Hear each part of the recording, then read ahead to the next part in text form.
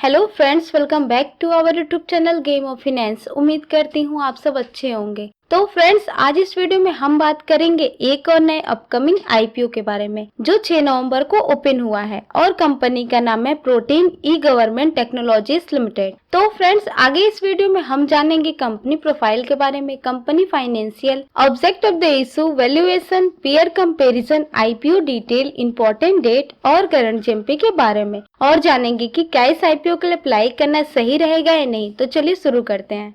तो सबसे पहले बात करें कंपनी प्रोफाइल की, तो प्रोटीन ई गवर्नमेंट टेक्नोलॉजीज 1995 में स्टार्ट हुई थी, जिसे पहले एनएसडीएल ई गवर्नमेंट इंफ्रास्ट्रक्चर लिमिटेड के नाम से जाना जाता है। और ये कंपनी गवर्नमेंट के मिनिस्ट्री के अंडर काम करती है, जैसे एजुकेशनल फाइनेंस से जुड़े स्कीम का काम ये कंपनी करती है और अपने सेक्टर के अंडर ये लीडिंग कंपनी है। कंपनी के काम की बात करें तो आधार ऑथेंटिसिएशन, पैन कार्ड जनरेशन, अटल पेंशन का रिकॉर्ड रखना और नेशनल पेंशन स्कीम का रिकॉर्ड रखना और ईकेवाईसी कराने जैसा काम है इस कंपनी का। अभी तक कंपनी 19 प्रोजेक्ट से जुड़ी हुई है।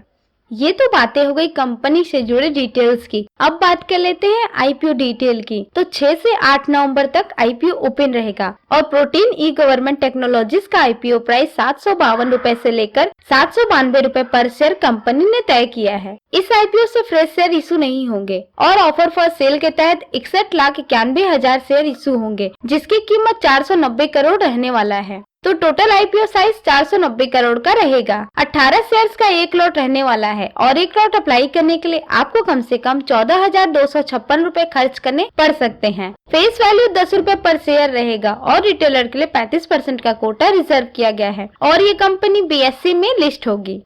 और अब बात कर लेते हैं आईपीओ के इम्पोर्टेंट डेट की। तो 6 नवंबर को आईपीओ ओपन होगा और 8 नवंबर तक आईपीओ ओपन रहेगा अप्लाई करने के लिए। 13 नवंबर तक आईपीओ लॉट होने की उम्मीद है और जिन्हें आईपीओ लॉट नहीं हुआ होगा उन्हें 15 नवंबर तक रिफंड मिल जाएगा और सब कुछ तय डेट के मुताबिक रहा तो 16 नवंबर तक डीमेट अकाउंट में शेयर क्रेडिट कर दिए जाएंगे और 17 नवंबर को आईपीओ लिस्ट हो जाएगा। अब बात कर लेते हैं ऑब्जेक्ट ऑफ द इशू की। तो कंपनी कोई भी फ्रेश शेयर इशू नहीं कर रही। सारे शेयर होल्डर द्वारा सेल किए जा रहे हैं और टोटल फंड शेयर होल्डर के पास जाने वाला है।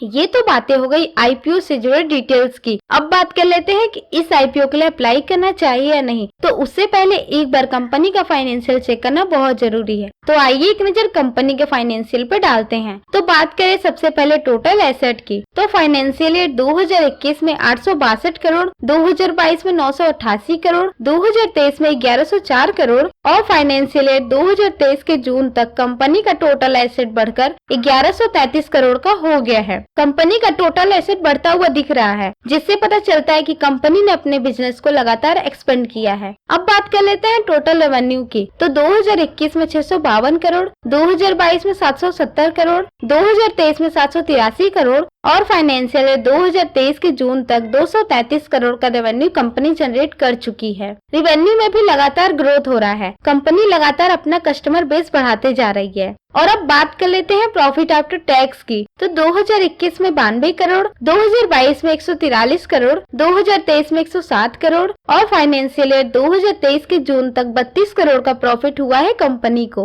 कंपनी के प्रॉफिट में भी अच्छा परफॉर्मेंस दिख रहा है, लेकिन 2023 में थोड़ी गिरावट दर्ज हुई है। ये थोड़ी सी नेगेटिव पॉइंट है कि कंपनी में अप्स एंड डाउन लगा हुआ है। नेटवर्थ 2021 में 667 करोड़ था, जो 2023 जून तक बढ़कर 888 करोड़ का हो गया है और रिजर्व एंड सरप्लस 2021 में 627 करोड़ था, जो 2023 के जून तक बढ़कर 847 करोड़ का हो गया है। नेटवर्थ और रिजर्व एंड सरप्लस में भी कंसिस्टेंट ग्रोथ हुआ है, जो कि अच्छी बात है कंपनी के लिए। और अब बात कर लेते हैं टोटल बोरोइंग की। तो कंपनी कम्प्लीटली डेप्ट फ्री है, यानी कंपनी पे कोई डेप्ट नहीं है। ओवरऑल फाइनेंस की बात करें तो कंपनी के एसेट लगातार बढ़ रहे हैं और रेवेन्यू में भी ग्रोथ होते हुए दिख रहा है, लेकिन प्रॉफिट में अप्स एंड डाउन लगा हुआ है। लेकिन सबसे अच्छी बात है कि कंपनी पर कोई भी डेप्ट नहीं है, जो कि पॉजिटिव पॉइंट रहने वाला है इस आईपीओ के लिए। Overall financial performance over average है।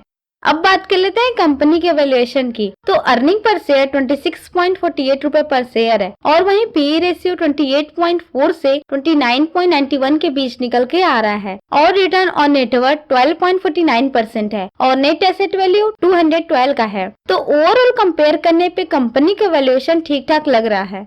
अब बात कर लेते हैं जीएमपी की। तो ग्रे मार्केट में कंपनी अभी 95 रुपए के प्रीमियम पर ट्रेड कर रही है, जिससे कि एस्टिमेटेड लिस्टिंग प्राइस 887 का हो गया है, यानी कि अपने एक्चुअल प्राइस से 12% ज्यादा पे लिस्टिंग मिल सकती है। और 5 में से 3 स्टार की फायर रेटिंग मिली है इस आईपीओ को, यानी कि ग्रे मार्केट में ये कंपनी अभी कुछ खास परफॉर्म नहीं कर रही।